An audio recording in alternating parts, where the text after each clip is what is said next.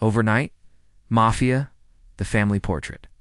The popular DLC of Mafia Definitive Edition has added a new face to the game without telling anyone. Hello everyone, and welcome to another video. In this one, we're talking about Mafia Definitive Edition, more specifically the Family Portrait DLC, which adds an extra story to the game with a whole host of new characters. One of these characters is missing from the game though, even though they were advertised on the box. Where is Lucas? Well, it turns out he's been in the game all along, but not in any cutscenes or dialogue. He's actually just a random pedestrian who we can bump into and kill. That's right. This character, who is officially part of the game's story and is mentioned several times during the course of the campaign, doesn't actually do anything or say anything. There's no voice acting for him at all. And this wasn't always the case. When Mafia: The Family Portrait released back in 2021, Lucas was nowhere to be seen. His model was in the game files though, and data miners soon discovered that he was present in the opening cinematic as well, albeit hidden behind some trees. A few months later, in May 2022, the developers finally told us that the character would be made available through an update, but they didn't tell us when or why. It took until February 2023 for Lucas to finally appear in the game, over 2 years since launch. I mean, it's funny, but it's also a little bit annoying, especially considering that both the PS4 and Xbox One versions of the game still do and have him at all.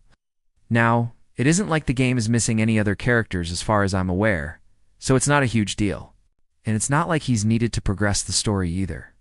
But there are a couple of dialogue options that mention him, which seem a little strange considering he's just a face in the crowd. To answer my own question then, yes. He was likely added overnight because that's the only way I can think of that would explain this bizarre situation. If we go back to the original announcement trailer for the Family Portrait, we can see Lucas stood next to the main protagonist, Paulo. This might suggest that he was planned to be a major character. It's maybe even a playable one, but that's just speculation on my part. There's no real way of knowing what the developers intended to do with him. I do know that it makes sense to add minor characters like this after the game is launched. The main reason being that development likely moved on to other projects. Mafia Definitive Edition had already received its next free DLC at the time of the Family Portrait's release. This additional story was originally supposed to come included with the remaster, but it was split off and sold separately instead. Perhaps the studio wanted to focus their attention on the next game after this one, especially considering that Mafia 4 is currently in development. Whatever the reason, it's safe to say that most people probably and have noticed Lucas's addition to the game. After all, the patch notes make no mention of it, and it hasn't been sent out as a news update or anything like that. The change was so insignificant that most people probably and even realize that they're re-looking at a new character. In fact, I'd wager that those who played the game before the update and decided to check again after hearing about this might not even notice that he's there at all. He really is just a face in the crowd. And to make matters worse, the lighting in this game can often render the faces of pedestrians unseeable anyway.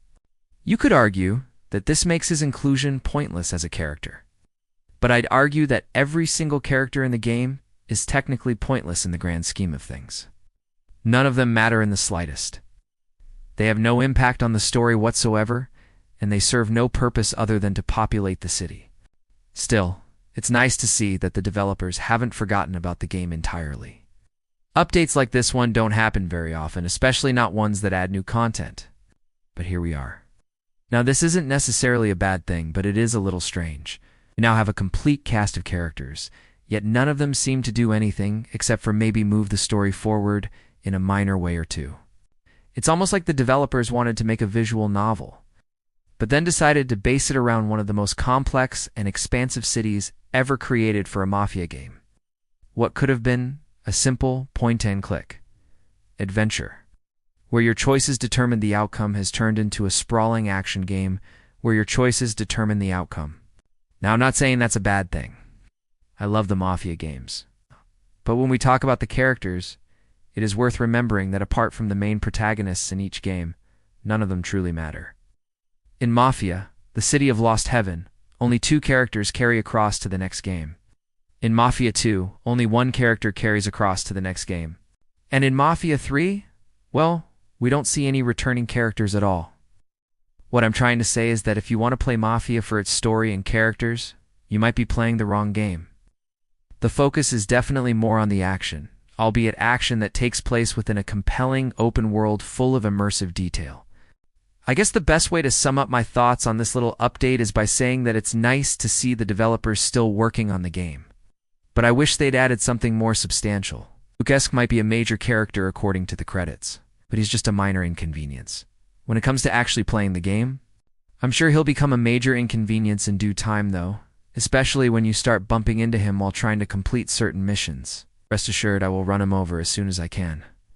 Thank you very much for watching.